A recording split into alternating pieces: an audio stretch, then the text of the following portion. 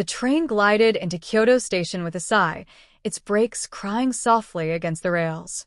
Aiko Yamamoto sat upright, her hands pressed against a worn envelope resting in her lap. She had carried this envelope across the years, as if it contained her very heartbeat. Inside were the documents she believed proved that the house in Gion still belonged to her family. She stepped down onto the platform, the cool air of autumn brushing her face. The scent of roasted chestnuts drifted from the stalls near the exit, and for a moment she felt like a child again, standing beside her father as he bought her a paper bag of sweets. The memory was sharp, like a blade hidden in silk. Kyoto unfolded before her with lanterns, narrow alleys, and tiled rooftops gleaming in the fading light. She walked slowly, her footsteps echoing against the stones, her eyes fixed on the willow trees bending over the Shirakawa River.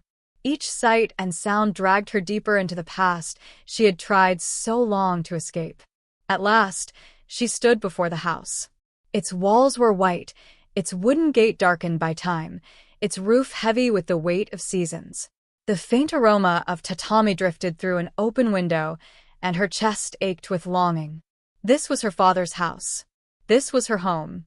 Or so she believed. Her fingers trembled as they reached for the bell. A chime echoed faintly inside. Silence followed, and then came the sound of footsteps. The door slid open, revealing a young man with sharp eyes and hair that fell carelessly across his brow. He looked at her with suspicion and asked, "Yes, madam. Can I help you?" Aiko swallowed and forced her voice to steady. "I have returned. This is my house." The young man frowned, his gaze narrowing. His reply was cold like steel. "Excuse me, but next time you must call first. This is not your house." The words struck her like a sudden blow. Her breath caught, her hands shook, and she pulled the envelope from her bag. The yellowed papers crinkled as she held them before him. "My father's name is written here," she whispered. "This house belongs to the Yamamoto family. It belongs to me." The young man did not answer. His eyes darkened, and from inside the house came the faint murmur of voices. A family lived within those walls now, unaware that a storm was rising at their door. The silence between them stretched until it became heavy. Aiko held the papers high, as if they were a shield, but the young man neither reached for them nor stepped aside. His voice, calm yet edged with warning, filled the air. "My name is Haru Takeda. This is my family's home. We have lived here for years." The name was foreign to her ears, like ink spilling over a page she did not recognize. Aiko's lips trembled. "Takeda." "No." "This is the Yamamoto house. My father Hiroshi built these walls with his own hands. I grew up behind this gate." Her voice cracked, but Haru remained unmoved. From behind him came a second voice, deeper, weathered with age. A man stepped into view, his posture steady, his eyes filled with suspicion. He wore a plain jacket, his hands rough from work.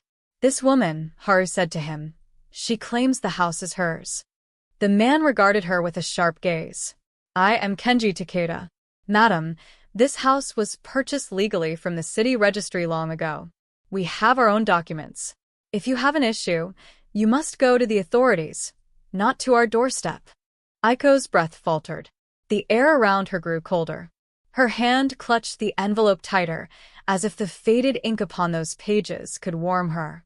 "I have no mistake," she whispered. "My father's name is carved in this paper. This land is mine. You cannot deny it." Kenji's expression hardened, though his tone softened slightly. "I do not deny your memories, but memory cannot change the law. You must understand, this is our home now." Behind him, Haru's younger sister appeared, her eyes wide, confusion written on her face. "Father, who is she?" she asked. Kenji raised a hand to silence her, but the question lingered like smoke in the night. Aiko lowered her eyes to the stones beneath her feet, her heart pounding with the clash between memory and reality.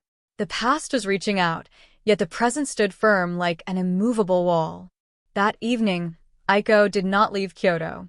She walked through the narrow streets of Gion, the lanterns glowing softly above her head.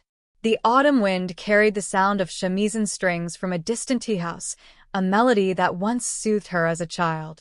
She paused by the Shirakawa River, staring at her reflection in the black water. The envelope pressed against her chest felt heavier with every step. How could the Takeda family claim ownership when the proof of her bloodline sat within her hands? Her mind swirled with questions. She recalled her father's voice, deep and proud, saying, "One day, Aiko, this house will be yours." She remembered her mother's laughter echoing through the tatami rooms. And yet, when she closed her eyes, she also saw the stern face of Kenji Takeda and the distrust in Haru's eyes. She wandered until she reached a small inn tucked between two stone walls. The owner, a woman with silver hair, welcomed her kindly and offered her a room. Aiko accepted with a bow, though her heart was far from restful. As night fell, she laid the documents upon the tatami floor. Her fingers traced each faded line of ink. The seal of the Yamamoto family burned like fire in the dim lamplight. But something troubled her. The date at the bottom seemed older than she remembered, the paper brittle as if time itself wished to erase her claim. Sleep did not come easily. The whispers of the city outside mingled with the voices of her past. Somewhere in the silence, she heard her father's footsteps. Or perhaps it was only her own sorrow echoing back at her. Morning light spilled through the shoji screens of the inn. Aiko rose with determination. The ache in her chest had hardened into resolve.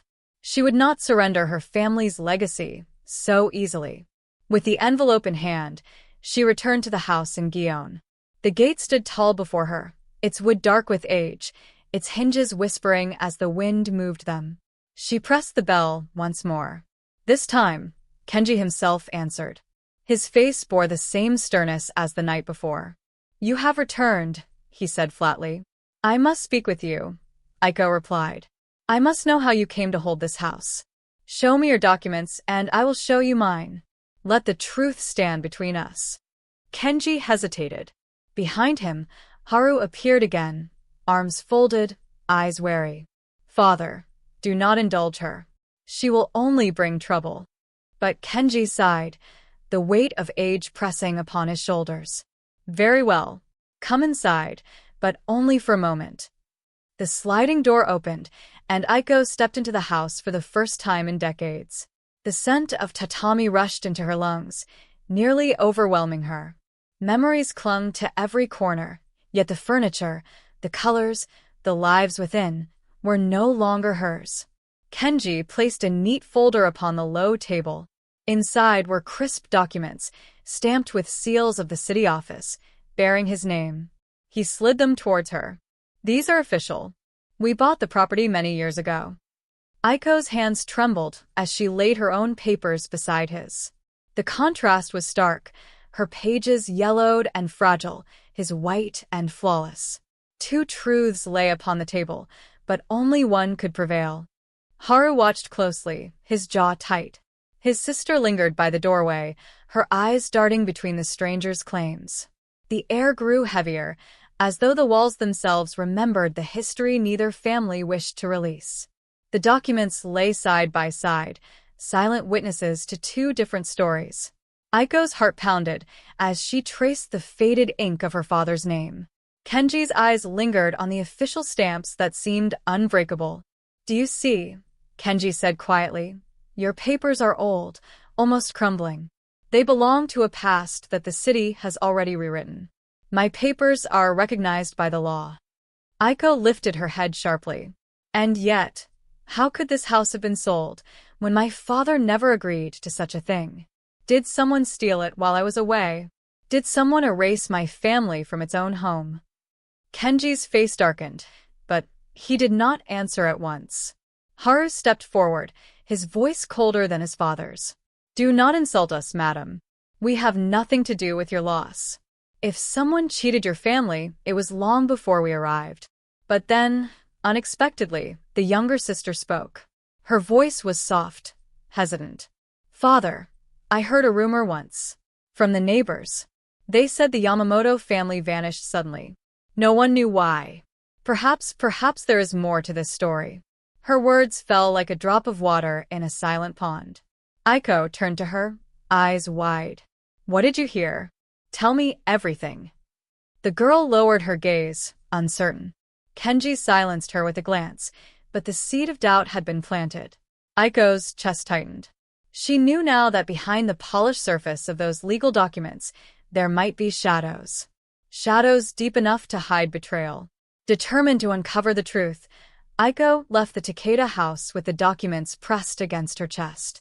She made her way to the city registry office, a gray building where the history of Kyoto was kept in neat lines of ink and paper. The clerk, a thin man with spectacles, peered over the documents with mild interest. He flipped through the pages, comparing seals, reading dates. His expression did not change until he reached the final page. "This is unusual," he murmured. "Your papers are genuine, madam, but they are incomplete. It seems there was a transfer registered after these were issued." Aiko's voice shook. "A transfer? By whom?" The clerk hesitated. "The name is faint. The ink has blurred with time, but it appears it was signed not by your father, but by another relative, a man named Satoshi Yamamoto." Aiko's knees weakened. She gripped the edge of the counter. "Satoshi. My uncle. But he disappeared years ago." The clerk nodded. It was his signature that gave away the property. Without it, the sale could not have been processed. Her heart thudded painfully. Betrayal had seeped into her bloodline. The revelation gnawed at her as she returned to the inn. She remembered her uncle Satoshi, a man with restless eyes and a smile that never reached his heart. He had vanished when she was a child, leaving behind whispers of debts and dishonor.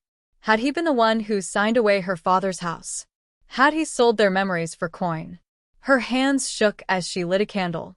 Shadows danced across the walls, echoing her turmoil. The documents no longer felt like a shield.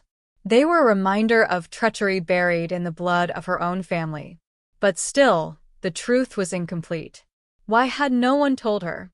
Why had the city allowed such a betrayal to pass unchallenged? She vowed she would not rest until she unearthed every hidden piece. For only then could she face the Takeda family again, not with doubt, but with truth carved into her voice. Days passed as Aiko searched for traces of her uncle. Old neighbors in Gion remembered fragments. A gambler, they said. A man who borrowed money he could not repay. Some claimed he had fled Kyoto. Others believed he had died in shame. One elderly neighbor, her back bent with age, spoke softly. "Your uncle came one night long ago. He carried papers and met with a stranger. By morning he was gone. We never saw him again." The pieces fell like shards of broken glass. Aiko realized the house had been stolen not by strangers, but by blood. Her own uncle had betrayed them, leaving her father's promise to crumble into dust. The truth burned her heart. Yet, in that fire, a new resolve took shape. Armed with the revelations, Aiko returned to the Takeda house once more. She stood before the gate, her shadow long under the lantern light. Kenji appeared at the doorway, his expression weary. Haru followed, tense as ever. "I have discovered the truth," Aiko said, her voice steady. "It was my uncle, Satoshi Yamamoto, who signed away this house. My father never knew. He never agreed. My family's legacy was stolen by betrayal, not by law." Kenji listened in silence, his eyes narrowing as the words sank in. Haru scoffed. "And what does this change? The documents we hold are still the ones recognized by the law. Your anger is with your uncle, not with us." But Kenji raised his hand, silencing his son.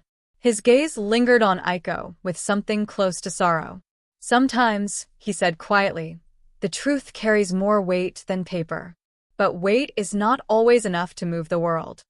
The air between them was thick, charged with a storm that had yet to break.